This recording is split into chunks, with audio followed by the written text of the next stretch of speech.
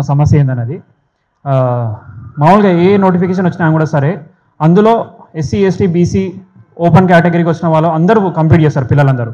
అయితే ఇక్కడ ఏమవుతున్నదంటే ఈ జియో 29 ఈ కాంగ్రెస్ ప్రభుత్వం వచ్చిన తర్వాత జియో 29 తీసుకొచ్చినది.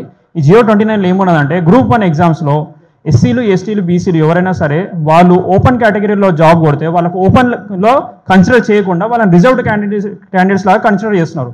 రిజర్వ్ క్యాండిడేట్స్ లాగా కన్సిడర్ చేసే వాళ్ళని ఓపెన్లో ఉన్న వాళ్ళని అయితే ఎవరైతే అర్హత పొందాల్సిన కింద ఉన్న వాళ్ళకి అంటే తక్కువ మార్కులు వచ్చిన విద్యార్థులకు ఎవరికైతే రిజర్వ్డ్ కింద సెలెక్షన్ చేయాలనో వాళ్ళు నష్టపోయినారు, వాళ్ళందరూ ఫెయిల్ అయిపోయినారు. ఇప్పుడు మా పరిస్థితి కూడా అదే.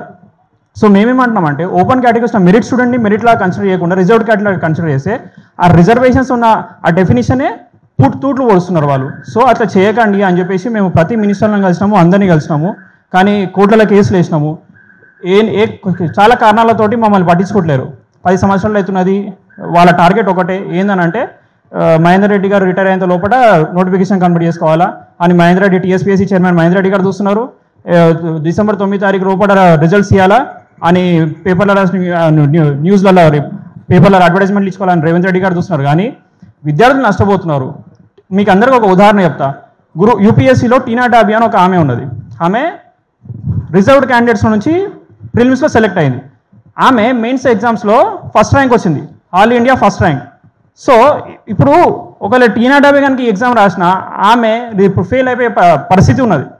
సో మేమేమంటున్నామంటే ఒకరు రెండు ఎవరైతే బడుగు బలహీన వర్గాల విద్యార్థులు ఉన్నారో వాళ్ళకు రిజర్వేషన్స్ అప్లికబుల్ కావాలి, కానీ అది అవ్వట్లేదు.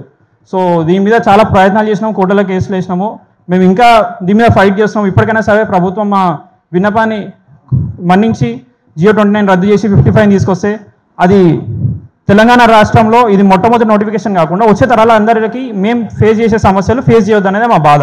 సో అందుకనే మేము అందరం ఫైట్ చేస్తున్నాము. ఇక్కడ వచ్చి మాకు సపోర్ట్ చేస్తున్నారు, మొదటి నుంచి సపోర్ట్ చేస్తున్న వాళ్ళందరికీ మీడియా మిత్రులందరికీ ధన్యవాదాలు తెలుపుతున్నాము. Thank you so much.